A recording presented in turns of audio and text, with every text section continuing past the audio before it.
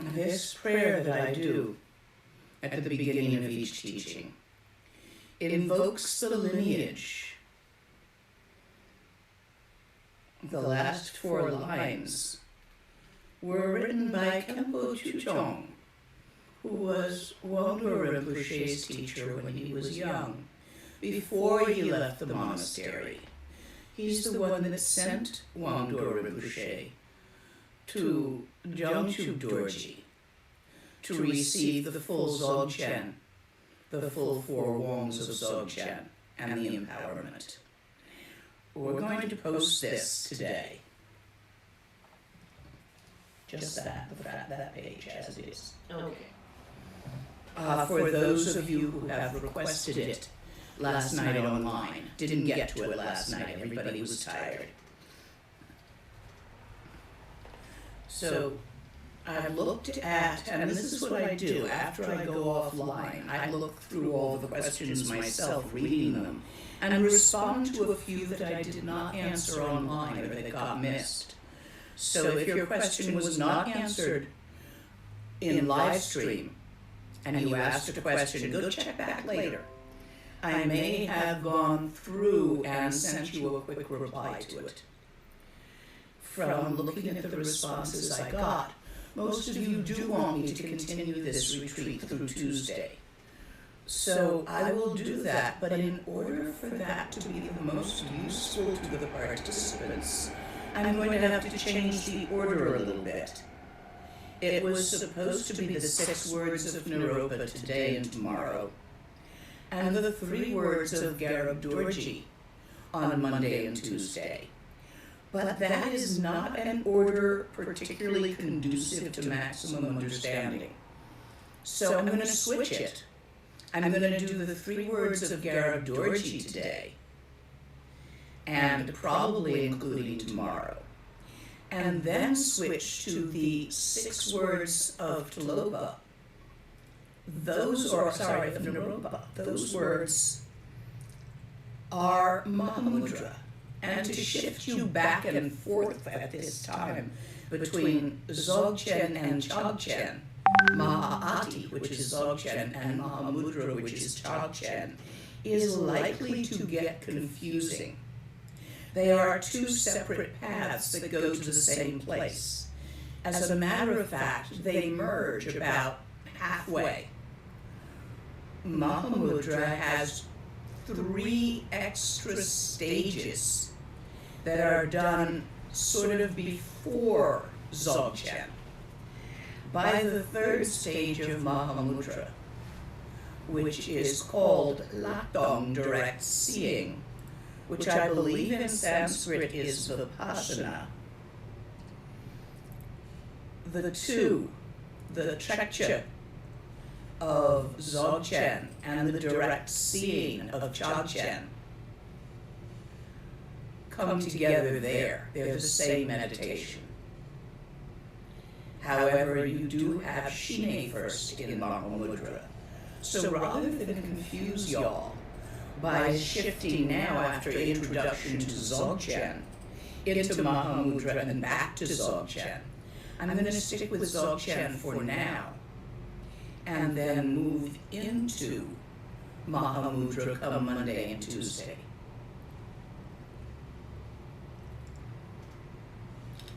To be able to practice Dzogchen, although it is not required that you complete the extraordinary Nundro, which refers to those 500,000 practices such as prostrations and Vajrasattva and mandala offerings.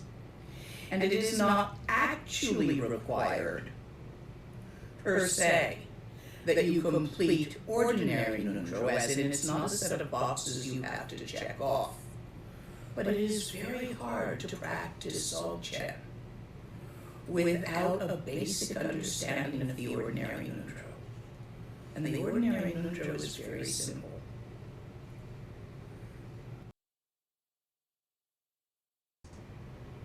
One, you're gonna die. Somewhere, somewhen, you're gonna die. Everybody dies. We all die. There's nobody who doesn't die. It is inevitable. resistance is futile. The second point being that you are, at this time, fully human. You have the opportunity, which is there only for humans. That doesn't mean Homo sapiens. Humans are defined in Tibetan as those who have a language which is capable of communicating abstractions. Do the dolphins? I don't know, don't speak it, but maybe. Do the octopi, who speak in colors on their skin, can they communicate abstractions? I don't know, I haven't spoken with one. Maybe. That's the key to what's called human realm, which is different from Homo sapien. Homo sapien is a genetic kind or species of human. It's not the only one. There's lots of humans who can communicate abstractions out there. So being human, this allows you to receive the teaching, to receive the pointing out. You have this opportunity. You are sane enough to listen. You are well enough physically to actually online attend a teaching. You have the desire inside of you, the curiosity about the teachings.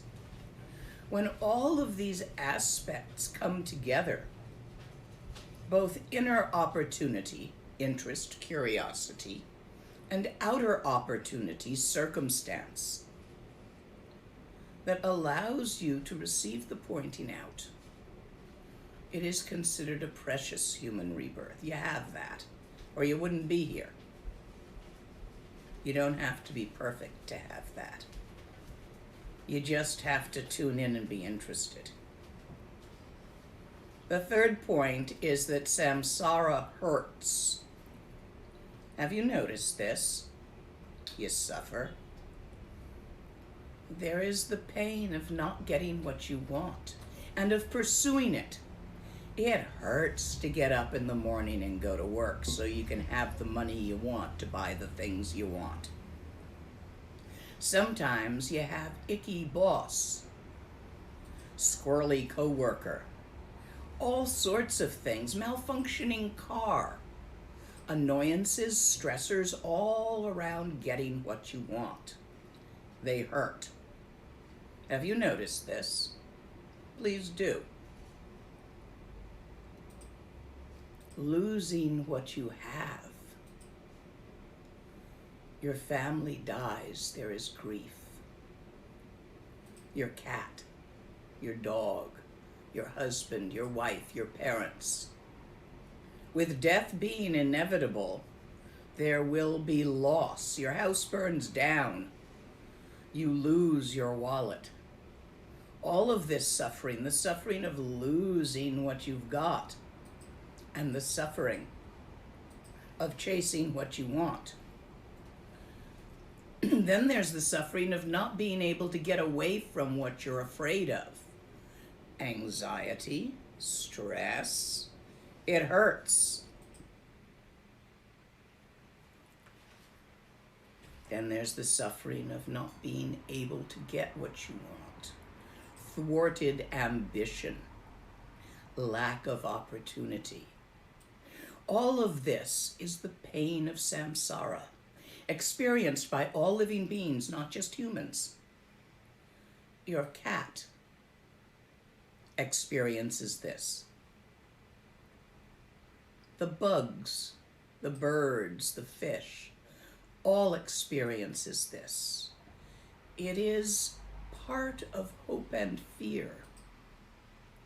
Understanding these 3 points, you are mortal, you have an opportunity, and samsara hurts, is the essence of the ordinary Nundro. If by chance this information is new to you, spend some time sitting and intellectually contemplating it until it makes sense.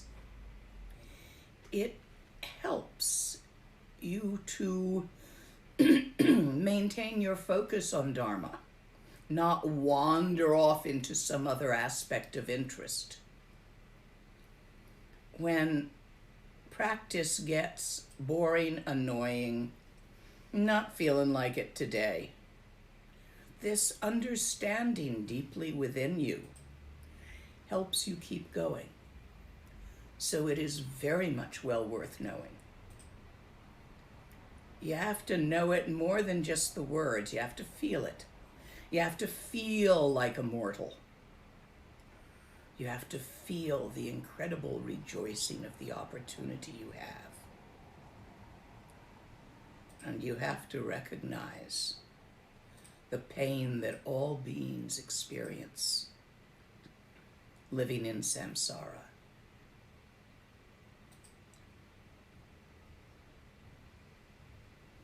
This text that I am opening this morning, the 3 words of Garab Dorje, this is the root text of Dzogchen. It is such a beautiful, simple way of communicating the how-to of Dzogchen, which doesn't really have a how-to, but somehow out of the Sambhogakaya's vital essence of all Buddhas of the 4 times becoming all Buddhas of the 4 times, arising in and as and out of all sentient beings of the 3 realms, a method was needed. And so this very excellent and functional method arose. It is 3 words. Or rather, since Tibetan language does not have words as you know them, it has phrases and paragraphs.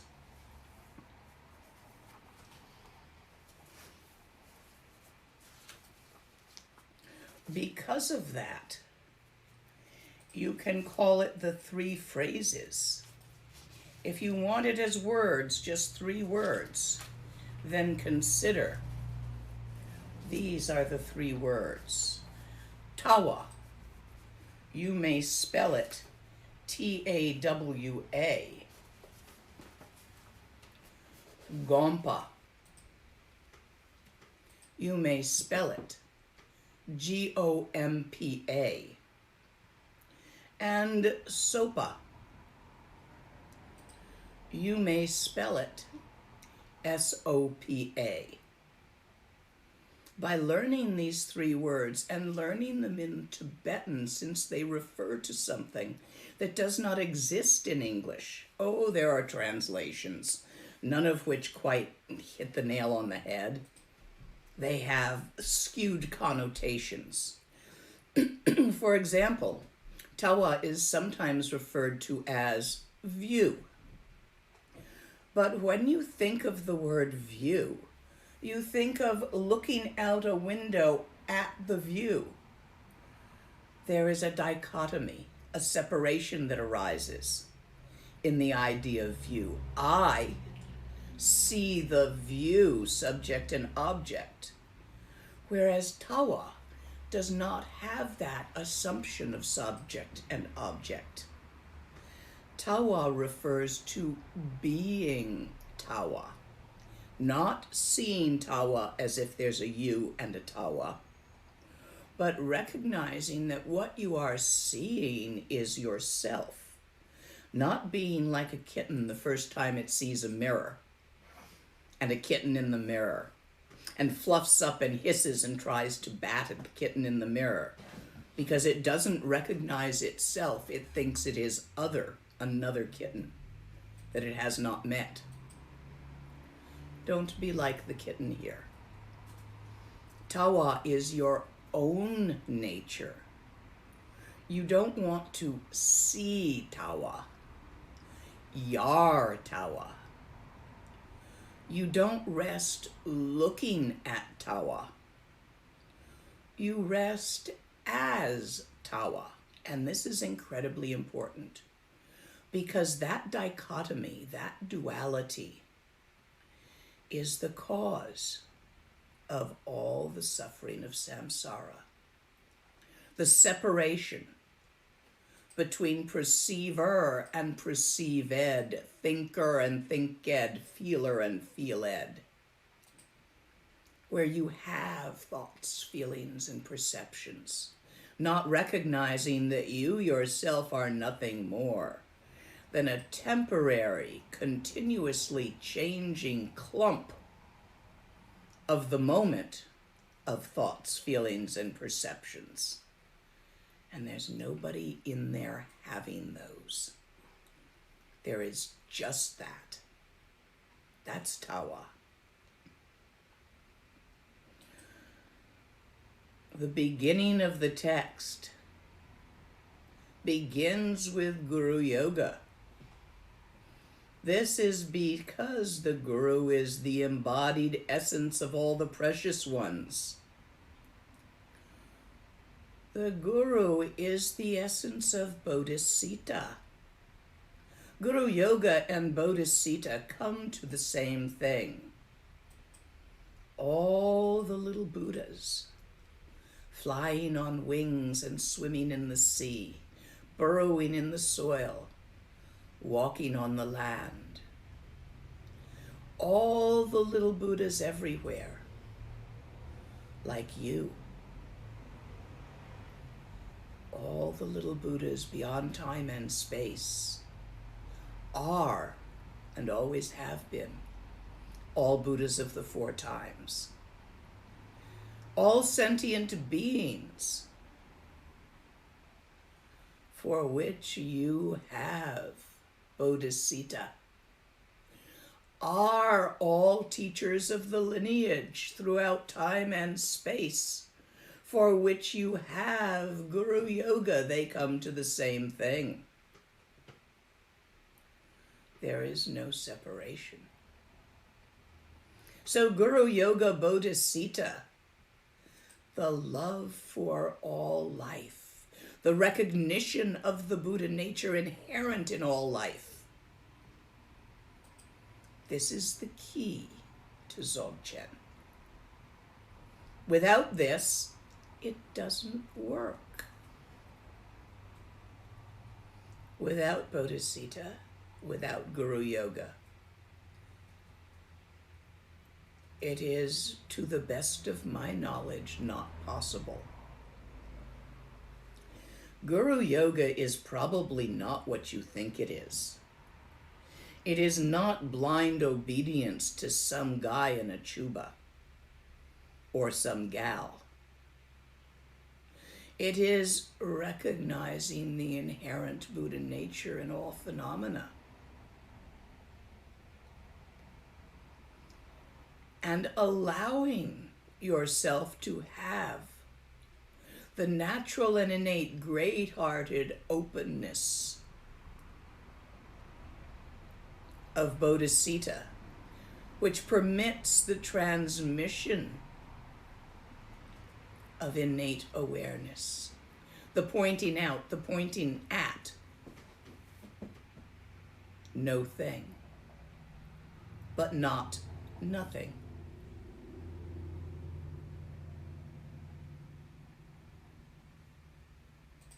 Homage to all objects of refuge. Homage to the lineage. When you practice after having acknowledged that the root and lineage gurus are inseparable from your own mind, which is itself inseparable, interconnected with, interwoven with, interpenetrating with all mind, interacting through time and space, with just a little illusion of lumpiness, of individuality, of separateness. When you practice in this recognition, then understanding of Tawa, Gompa, and Sopa is included in there.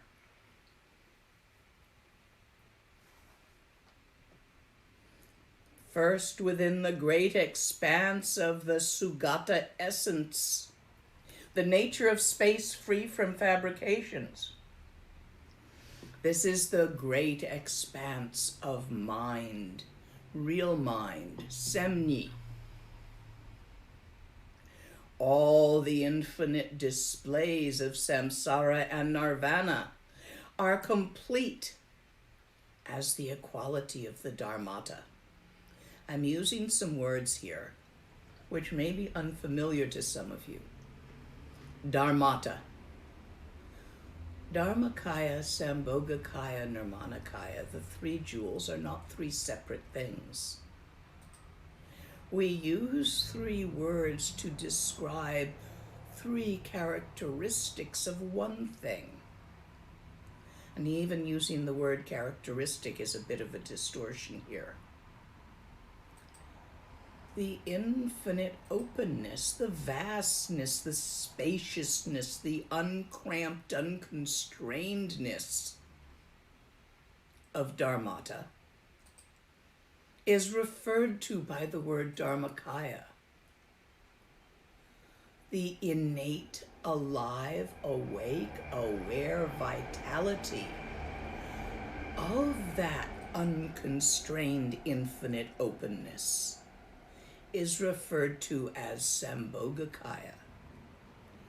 And the lively, playful creativity of that vital, awake, aware, infinite openness is referred to as Nirmanakaya. These aren't separate. And when you're referring to it as one, you can use the word dharmata.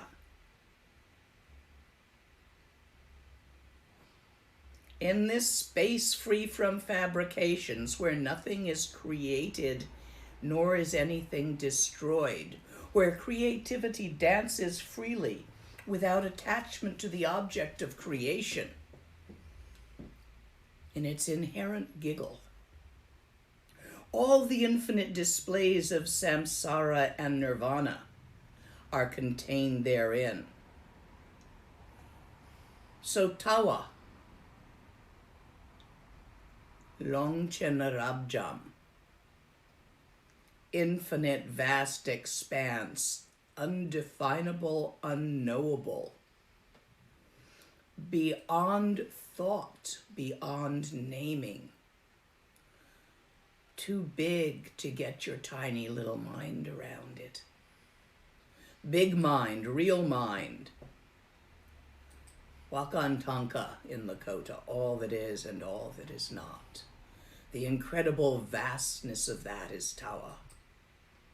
So when you sit with your channels in alignment, which just makes it easier, and your eyes relaxed, not point focused on any thises or that's, and you're thinking in the same way, disconnected, in neutral,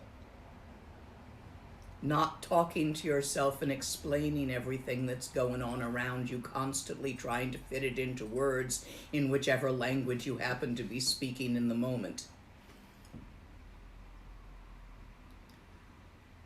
Just that,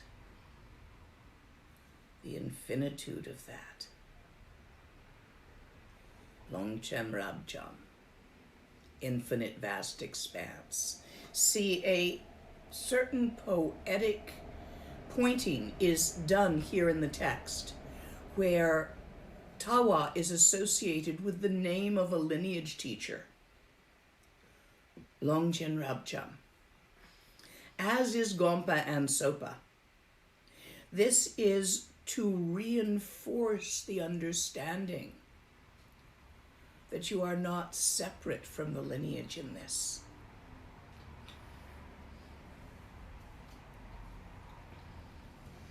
The unfabricated nature of this Tawa is resolved first through knowing, the open awareness of knowledge. That is, you understand it and then you step off the understanding. Don't hang on to the understanding. Don't try to think the understanding is real. Don't cling to your understanding. Use your understanding as something to climb on. It's a step ladder. Jump off the top. You won't fly otherwise. This tawa is unfabricated, uncreated. You can't make it up. When you try to tell me in your emails what you're seeing, you are distorting what you're seeing by trying to squish it into words in a language, whichever language. We use Google Translate. When you squish it, you distort it. You destroy it. So when you try to describe tawa to yourself, you're oopsing. You're having an oops. If you are resting in and as something that fits nicely into words, you miss the point. That's why when you try to tell me about it, I have to listen past the words you're choosing to try to see what you actually might possibly mean by that.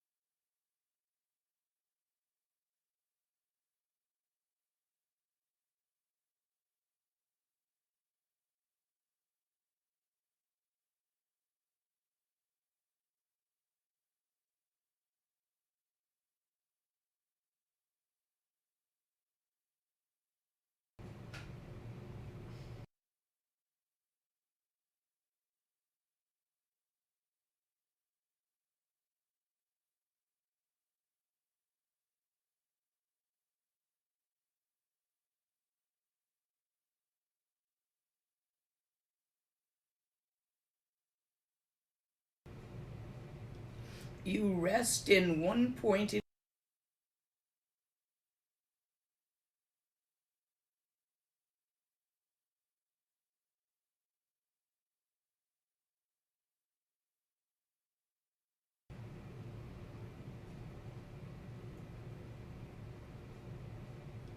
You rest in one point.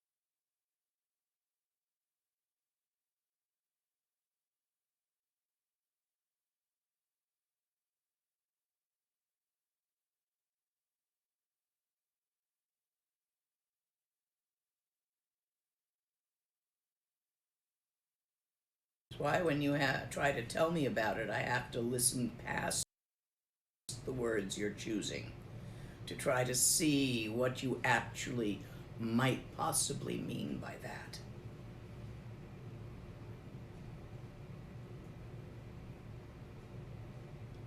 You rest in one point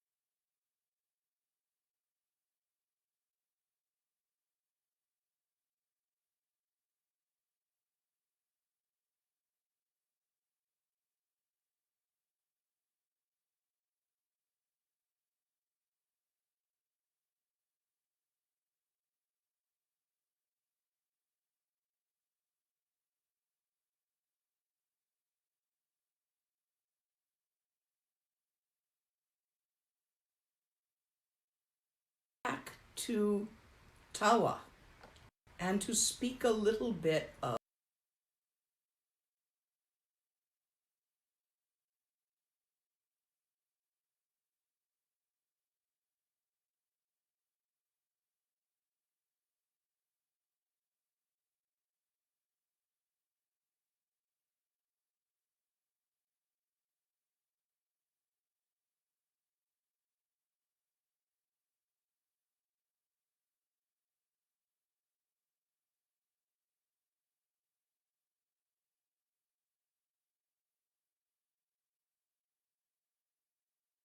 an internet connection. We did not get what we want. Another oops. When you rest like that, it is not static. Still but not static. It is enlivened by the means of the great loving compassion, open-heartedness, great-heartedness, bodhisattva. That is the vitality of it. Look, you've seen all the tonkas that appear to be on a really simple term, God, sex. The yabiyam. This is a symbol of the union of method and wisdom, the yang aspect, also known as male. This is male and female here in this category, has nothing to do with what's between your legs, whether you've got an outie or an innie down there. It's simply about energy, yin and yang. The yang energy is form, is moving, is creative, is loving, is bodhisattva. And the yin energy is spacious, open, vast beyond knowing. This is earth and sky in union, giving birth to the infinite creations of the universe. This is you, who you really are. Beyond the dance of gods and demons, beyond the dance of hopes and fears. A stillness which is not static. Infinite, open, vast, empty awareness, sky-like vastness, enlivened by the loving kindness of bodhisattva.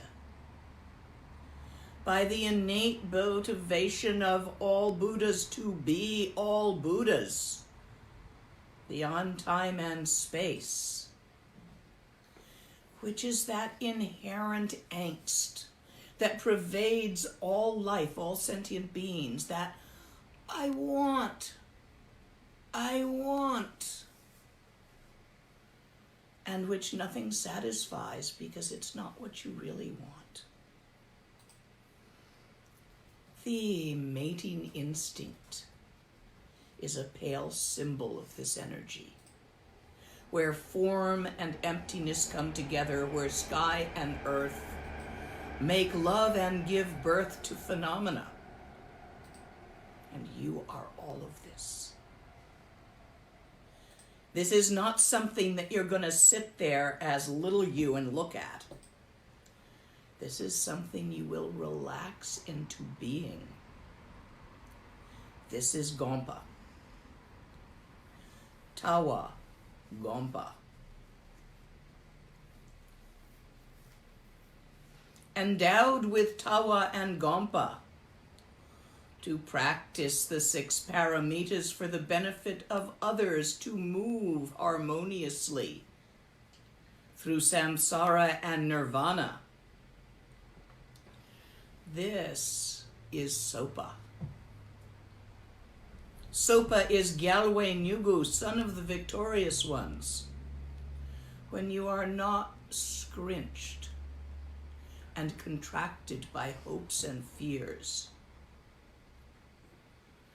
When you have not fallen prey to the illusion of separation between subject and object.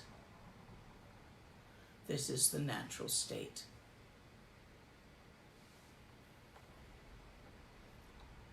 So for one who practices in this way, tawa, gompa, and sopa, there is no doubt about enlightenment in one lifetime. You see, you already are all of this. It's just a matter of shifting your attention into noticing it again and again until it is of course. This is not something far, far away in time or space. This is who you really are right here, right now, in every here and every now, throughout time and space. You're just a little distracted from it. That's okay. Return your attention to tawa again and again. That's gompa. Without grabbing. Don't try to hold the moving still. Don't try to make the stillness move. Simply recognize that the moving, all phenomena, thoughts, feelings, and perceptions, arises in and as the stillness, not separate, not a different thing. It is simply the stillness dancing. When we begin to speak of Mahamudra, we will speak of the yoga of dancing stillness.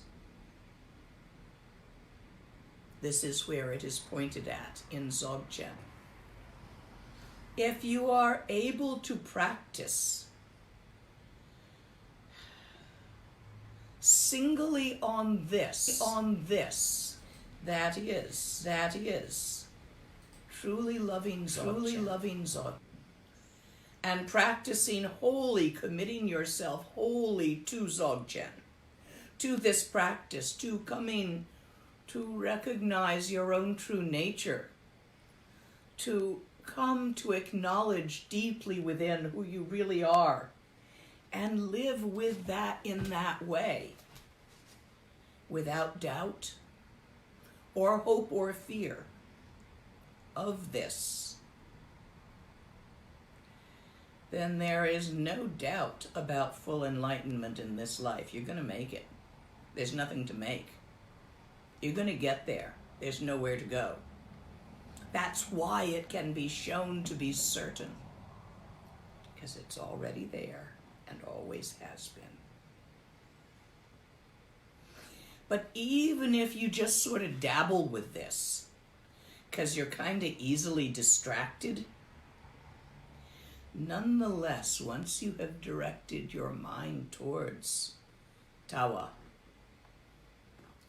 the practice of gompa, and the natural arising of sopa,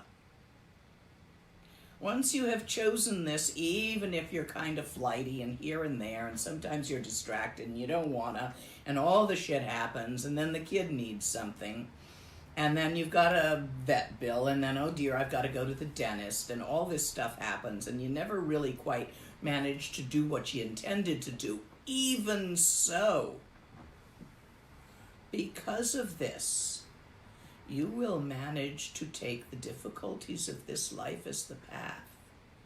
And without getting stuck in a whole lot of hopes and fears for what's going to happen in the future, concerning the little middling, niddly activities of this life, the, oh dear, am I going to do well in school? Oh dear, am I going to get a promotion? That little stuff, it won't seem all that big. And relaxation will be easier. Stress will dissipate itself. And without being hung up in a whole lot of hope and fears about the little stuff of life, you will simply go from one happy state to another.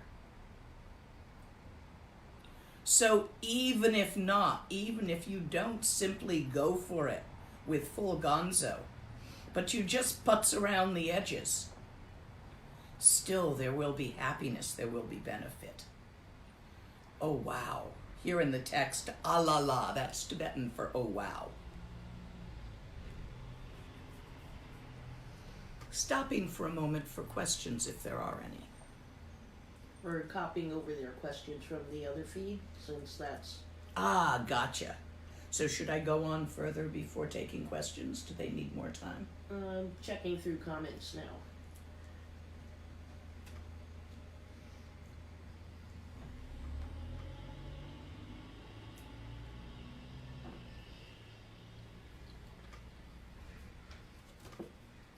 Yeah, so far no questions popping up in chat. They may need a minute. Okay. So that beginning in the text was an overview of Tawa, Gompa, and Sopa. I don't want to call Tawa the view because that implies looking out at things. I don't want to call Gompa meditation because the word meditation includes many, many, many different practices.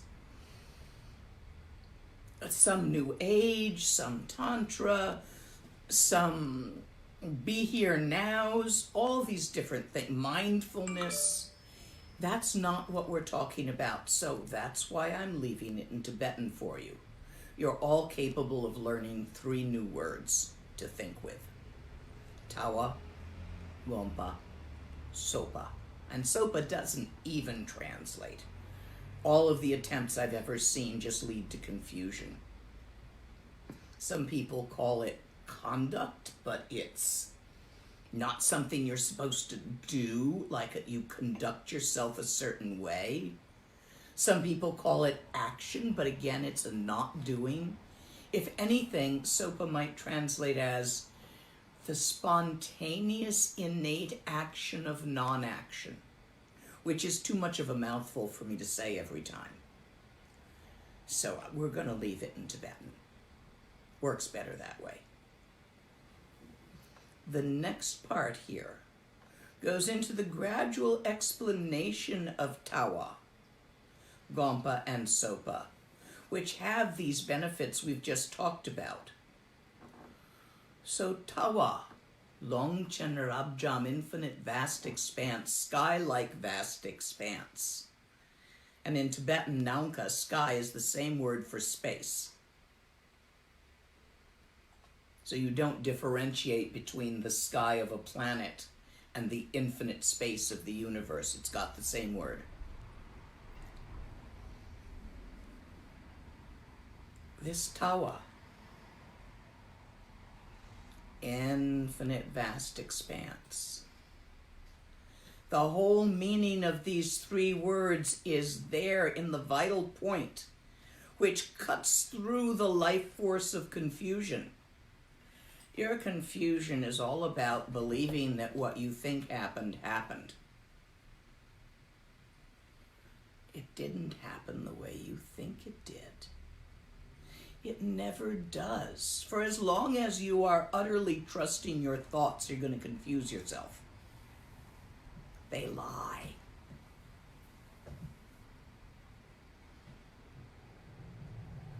So we need to hit the vital point with these 3 lines, all of which are contained in Tawa. Pointing out is important. To begin with, when Tawa has not been seen, noticed, recognized, in general, there's all sorts of ways of talking about it. Sutra, scriptural statements, you can go read the Heart Sutra, which talks about it. Kind of goes around it a little bit, but it gets there. There's reasoning and philosophical vehicles, such as Ochen. Ochen, what's that in English? Madhyamika philosophy, which also ostensibly, I haven't studied it at length, only for a couple of years, and it ostensibly seems to go there. There's quantum physics, which seems to go there also. Although if quantum physics was actually a viable method, we'd have a whole bunch of physicists turning into rainbows, and we'd probably have heard of it in the news. Hasn't happened. But quantum physics goes there intellectually just as Madhyamika does. One points out the real wisdom of the fourth empowerment, which is the telepathic empowerment, based on the example wisdom of the third empowerment.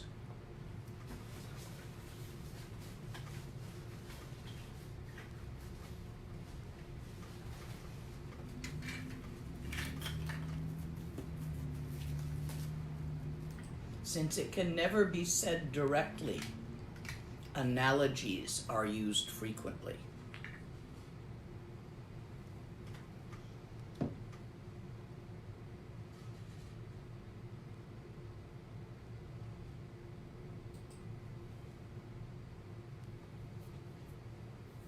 Lint.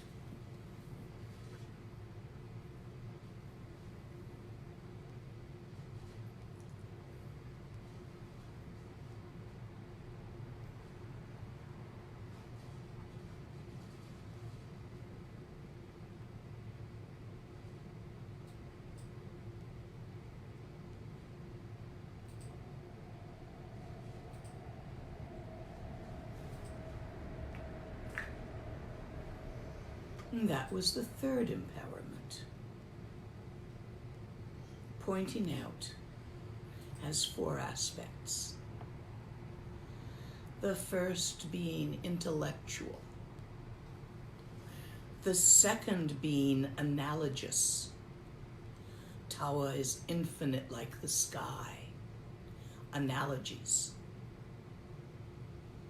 The first is explaining how we perceive, how we think, how we feel, giving the methods of how to sit and how to look, to find a glimpse of your own true nature, called Tawa.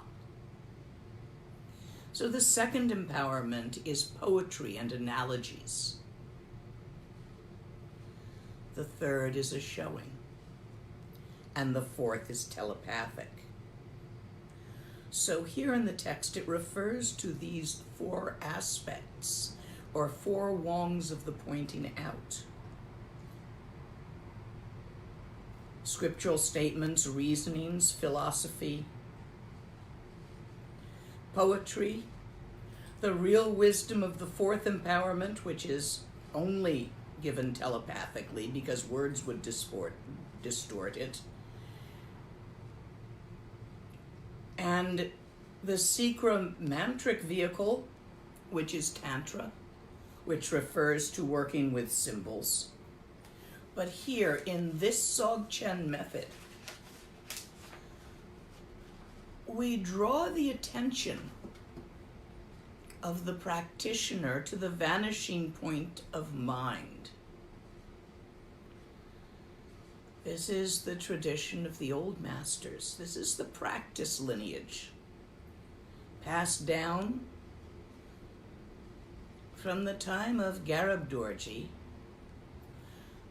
arising out of the infinite open vastness of Dharmakaya nature of mind, enlivened and stimulated by Vajrasattva, symbol of Sambhogakaya vitality, and transmitted to Garab Dorje Nirmanakaya form, arising out of that. And from Garab Dorje to Jampalshini, and from Jampalshini so on down, and down and down, in Tibet, where it was received by Kunu Lama, who passed it on to Wangdor Rinpoche, who passed it on to me. And so it comes here, unbroken practice lineage. This isn't books. This is teacher to student, as I pass it now to you. And then it's just a matter of practice. When the waves of confused thinking are frothing, when you can't shut up, and you're nattering at yourself and you can't stop, the natural face of mind essence is obscured by all these thoughts thinking about things. Therefore, you don't see it even when it's pointed out. For this reason, it's important to put your mind in neutral, to let those thoughts that chase each other go, come and go. Let your mind rest loosely is the first instruction. Loosen it up. Try taking a breath through your nose and blowing it out slowly through your mouth to settle your chi, since the thoughts ride the chi, and that can slow it down a little bit.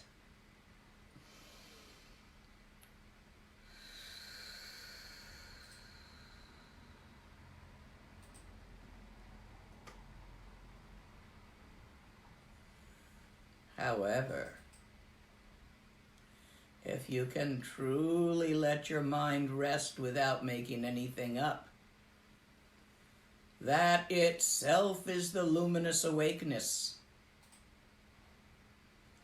The natural state is not found through the path of fabrications, through visualization, through making things up. So to point out the uncreated, unmade up, unfabricated nature of this,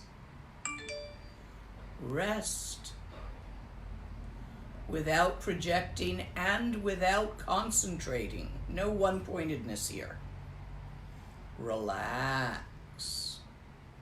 Let go the thoughts. See if you can let them slide into a sort of free association that is remarkably uninteresting. It doesn't matter what you're thinking. Let them go.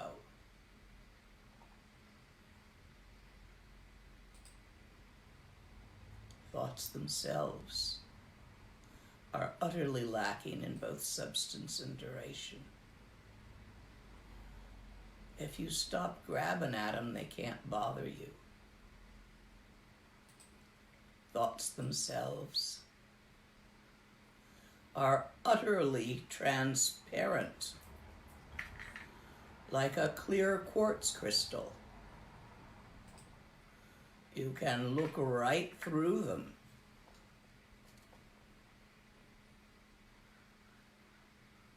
It's only when you grab onto them, when you make sense out of them, when you start investing in them and subscribing to what you are saying to yourself and get all tangled up into it, that they're a problem for you. Don't try to stop thinking. Just relax and let go.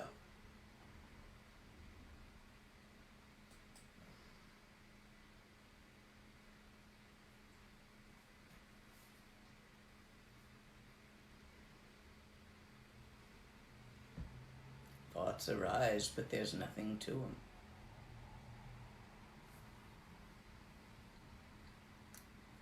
They vanish, leaving no trace, like a finger writing on the surface of water.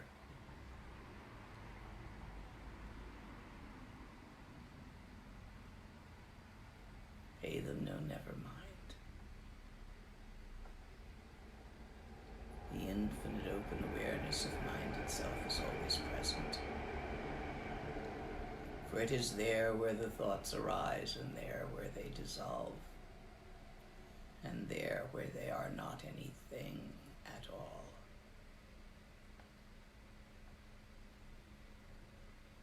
Tawa.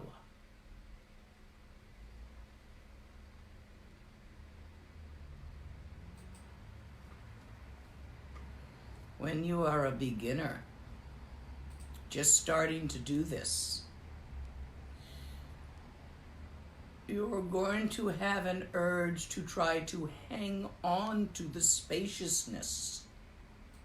Eventually you'll discover that that doesn't work. It doesn't have a handle. There's nothing to hang on to there. You can't maintain it. You can't stabilize it.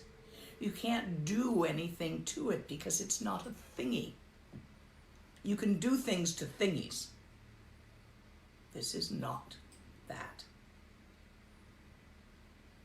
So stop trying and relax into it. Gently expand your attention past the minutiae of what you are thinking into the infinite vast openness of where the thoughts dance.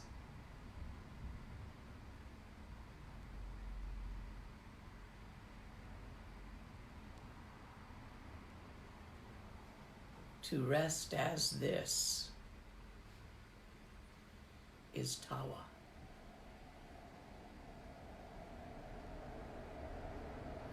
In the beginning, however, you are going to grab at it. You're going to grab at the experience of openness, of awareness, of stillness. It feels really good. You want to keep it. Or it's scary. You want to run from it.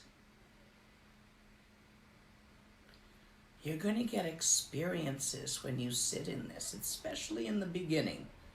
Now, after a while, not so much, but in the beginning, really a lot of nyams. In Japanese, they call nyams comes and goes. They are like realizations, but they have a beginning in time and an end in time. They come and they go. They are pale reflections of the real realizations. Like a reflection seen dimly in a puddle. So you get these experiences of bliss, of clarity, of not thinking, of trancing out, fixation. You get experiences of a sudden grouch. Rah, rah, rah, rah, rah, rah, rah, and it's delicious. You get experiences of open-hearted love where you want to cry and take off your clothes and roll in the world. You get all sorts of stuff happening. Rinpoche used to say, it's like in India when the monsoon comes and the rain falls and all sorts of weird green stuff grows up in the jungle. Your beginning to practice is like the rain falling. Your attention is going towards mind. So things are going to happen. You're going to get all sorts of experiences. And you're going to write to me and say, is it real? And all I can say to you when you do that is, did it have a beginning? It's going to have an end. It's not real. It's a nyam.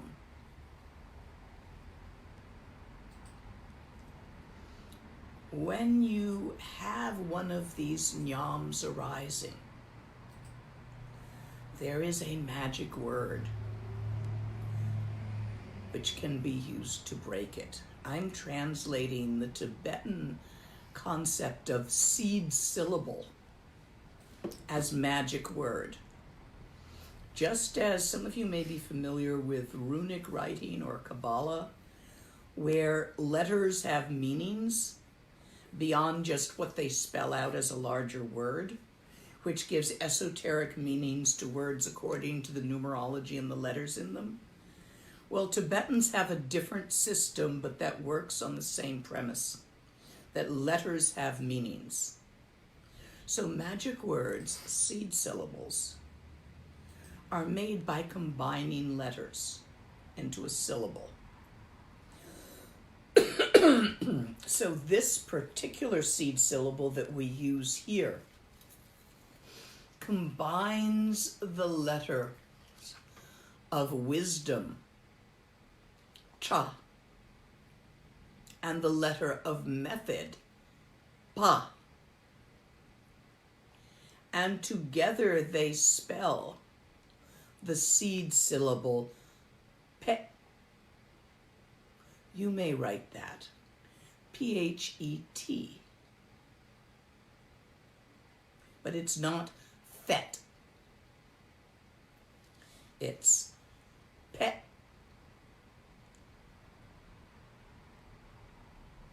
When you get stuck in a nyam, at that time, you can strike it with the seed syllable pet, hard. But for this to work, there's a couple of ways you have to do it. First of all, you need to be looking right at it, not elsewhere. With your attention looking, that's a Tibetan way of saying things, with your attention directly focused on the experience, the bliss, the clarity, the grouch, whatever you're having. At which point you need to use this seed syllable, and it must have certain characteristics to be used for this here. It has to be sudden, it has to be sharp, and it has to be fierce. Now, this same syllable is used with slightly different pronunciations in different practices. For instance, in Poa, Bay, or in Chud, Pay. But here, you almost have to sneak up on yourself with it. You got to do it suddenly. You can't just be sitting there, well, maybe I'm going to do a pay, yeah, and embroidering it with a whole bunch of thoughts. No, sneak up on yourself and hit fast, sudden. Hit sharp and hit hard. Pet! Be looking right where the experience, the nyam, is occurring when you strike. Pet! For a moment, the nyam blasted, blown away. For a moment, right behind where it was, infinite openness, beyond concept, beyond thingness. Just making the noise won't do it. You got to be looking. Otherwise, all you're going to do is startle your fleas, as Rinpoche puts it. So in using this seed syllable to break a nyam, a meditative experience, an experience arising in and from meditation, you have to both be looking directly at the experience, or rather have your attention directly on in the experience when you break it. And you have to strike it with the seed syllable suddenly, sharply, and really hard, like lightning from the sky hits a tree. Pet! It doesn't have to be loud. It has to be sudden, sharp, and hard. And yes, you have to say it out loud. What happens with your breathing when you do this, with your vocal cords, which are the chakra of intent, is part of it. So you can't sub-vocalize this one. Pet! This is to be done in private. If you do it while out and about, you will alarm people. If you do it in group practice, you'll sound like microwave popcorn. So you do it when you're alone and you get stuck. Sometimes a nyam just comes and then it goes. Don't bother with those. Those are fine. It's just passing through. It's when you like it and it feels stuck and you want to keep it and you're getting attached to it, that's when you break it.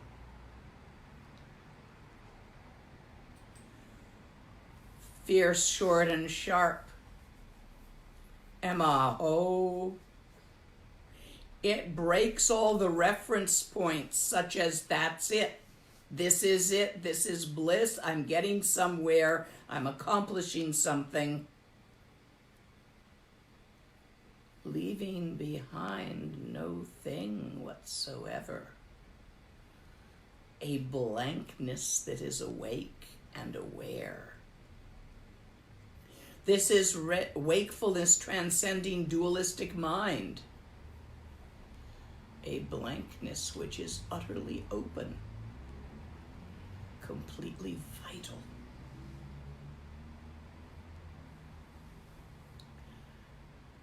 This total openness in this instant that you get to behind the experience transcends extremes such as arising, ceasing, happening, not happening, existence, non-existence. And that is the key point of self-existing awakeness. It is beyond the reach of your mental efforts, your concepts. It is a total openness which is indescribable. And then don't try to keep it. Let it be as it is.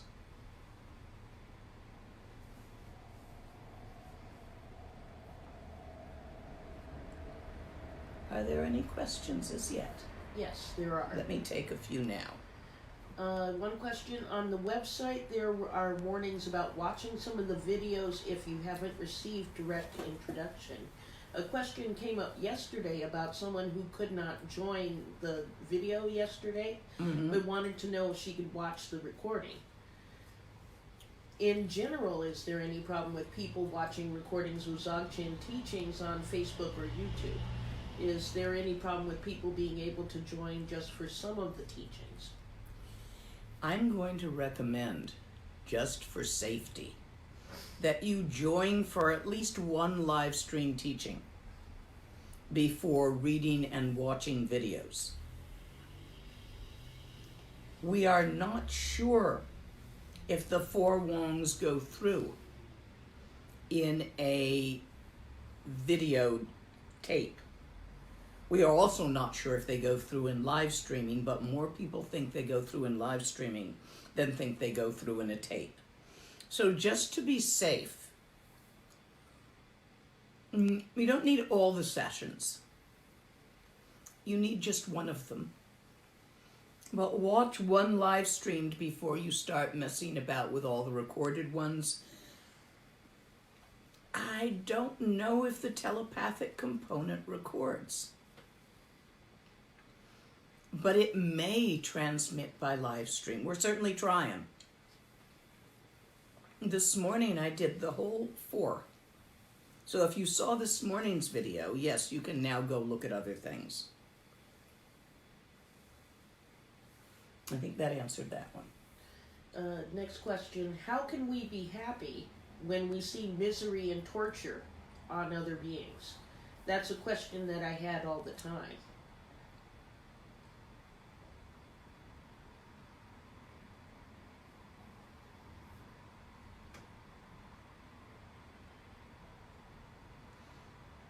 Happy, sad are two extremes.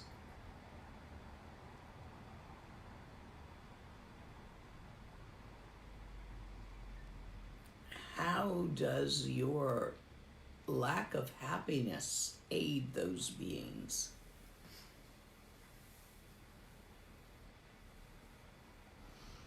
Rather than roll about in your own emotions in regard to what is happening to others, do what you can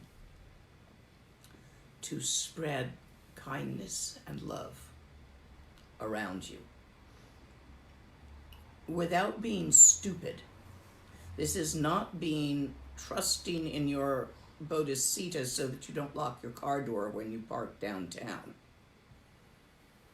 This is feeding the birds, putting up a bird feeder, maybe the hummingbirds. This is giving some money to a friend in need. This is anything you can find that creates gewa and diminishes digpa in the universe. Not just for you. You're not going to be accumulating merits.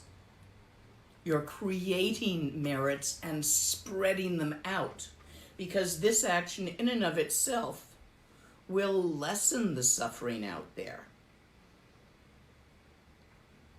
It doesn't matter whether you feel happy or sad. Do what you can to lessen the suffering. And I don't see how your being sad about it helps. That's a Tibetan answer. We're a practical people. Would the word neti, not that, work too in place of pe? No. That was No, it would not. It's a magic word. Neti has too many syllables, won't work. Can you explain the clarity nyam without using the word clarity? That name has always confused me, since clarity is also the word used to point at the innate luminous vitality of mind. The clarity nyam is where you're sitting there looking at the innate luminous vitality of mind.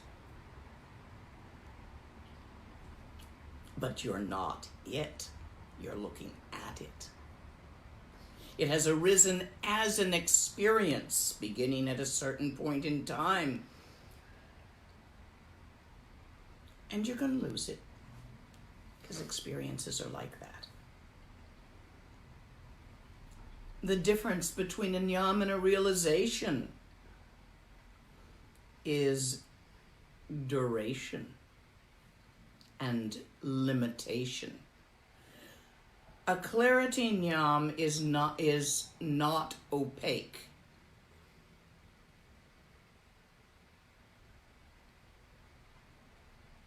The innate vitality, the luminous nature of mind is indescribable.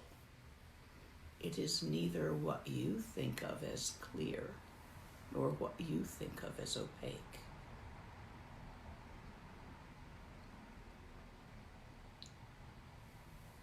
Next question. Is this understanding correct? If the luminosity is separated into seer and seen, it's a nyam. But if there is no duality in dzogchen,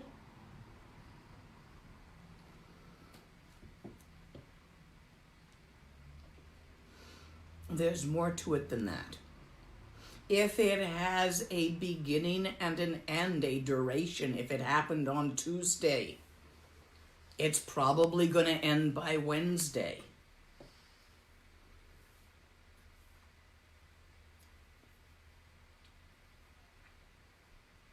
That's the best answer I can give you. Remember, they're called comes and goes in Zen. is it possible to have tawa occur spontaneously to scatter nyams without using the seed syllable? I think that has started to happen to me, but maybe that's just a nyam? It is possible. This is a method. It works for many people. If a nyam scatters by itself, then you don't need to hit it. And they do often, just not always.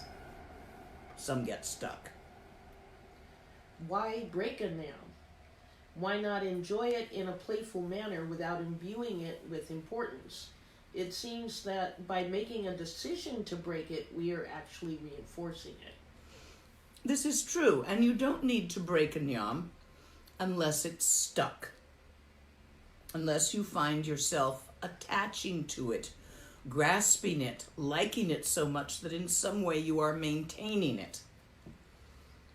Then it becomes counterproductive. It becomes a trap and should be broken. But if it's just passing through, there's no reason not to have it and let it pass through. No biggie. Some people missed the 4 Wongs because the connection was interrupted. Because we had that downtime. That's okay. They'll happen again this afternoon. Okay, looking for more questions. Tawa is not conceptual, but does that mean it is not sensorial? Yep. That does. In the beginning, it's like learning to play darts. Takes a while before you even hit the target, and then another while before you get anywhere near the center ring. So in the same way with the practice of Tawa, you're going to be somewhat askew at first. And it takes a while before you're hitting the real Tawa. I think that's... great gratitude for these live streams. What is the best way I can support you and the Dzogchen community? By offering dana on the website at the end of the retreat. Or at the end of the session if you prefer. And anything else? No, we're down to the last of the... That was the last question. Okay.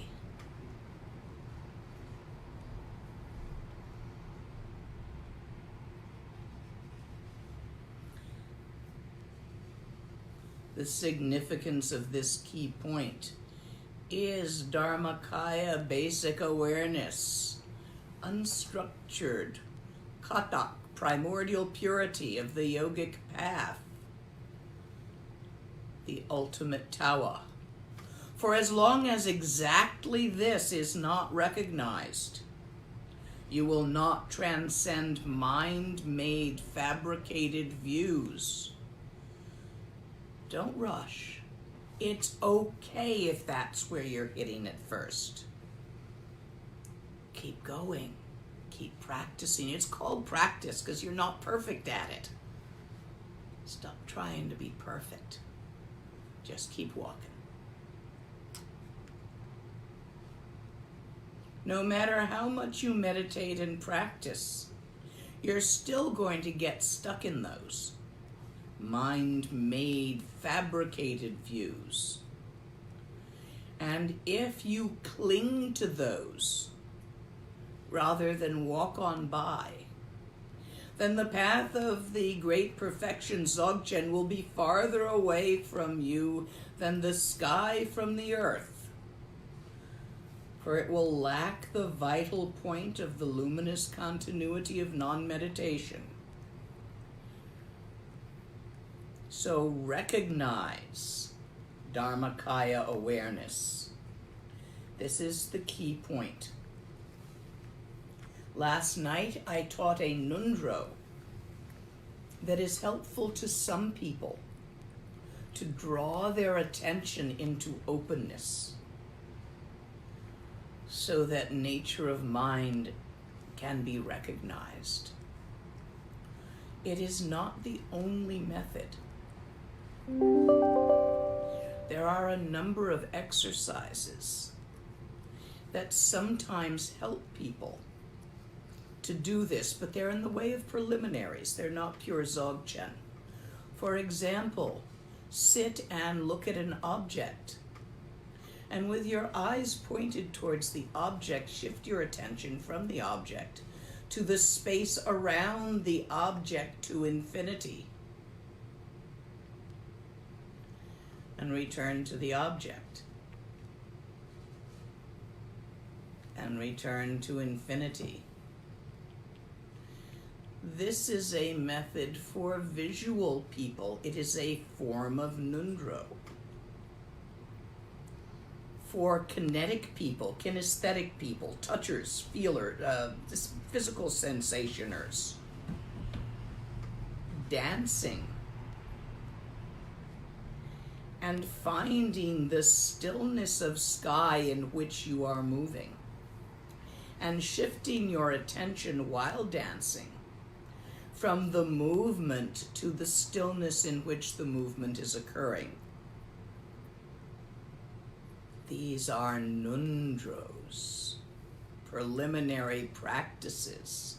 If you are having difficulty opening your attention into tawa, probably because you simply can't shut up and stop talking to yourself about it, try one of these exercises for a while. There's an audio one as well, where you listen to a sound, a bird song, something, the sound of wind in the trees, and listen for the silence in which the sound occurs, and shift your attention from the sound to the silence in which the sound is occurring.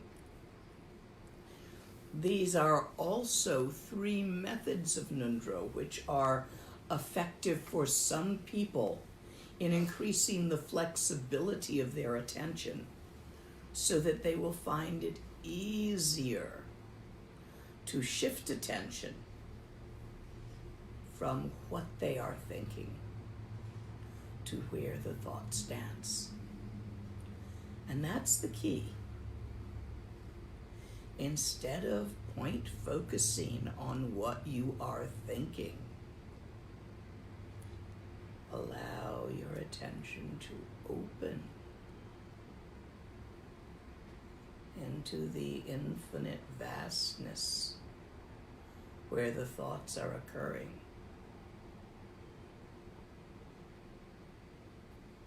Look right through them. They're transparent. Notice tawa. Don't grab it, don't maintain it, don't lick it. Leave it as it is, just notice.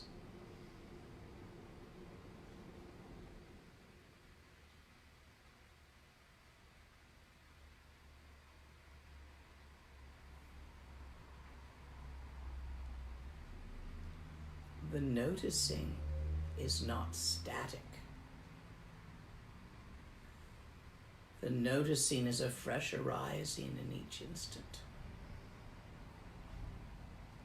And yet no thing arises. No thing changes or moves.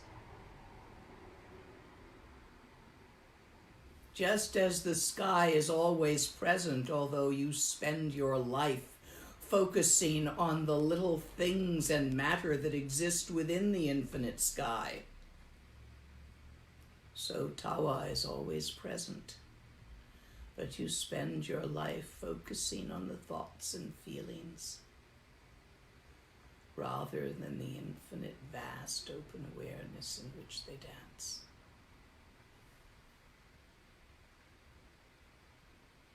Choice.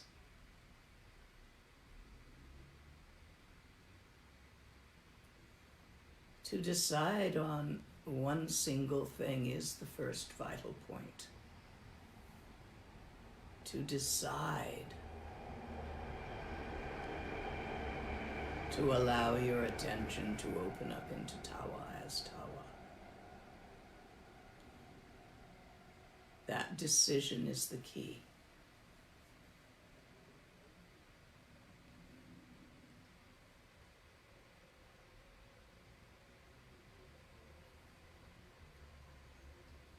This afternoon, we will speak more on Gompa. But words are not going to clarify this any further. I'm going to sign off a little bit early. But stay and sit for a little while. Rest in tawa as tawa. And we will speak more of this afternoon. Nge wandi nyur dudal Chi chi sala gopashu.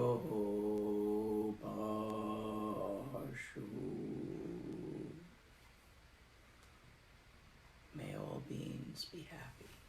May all beings be free. We are complete.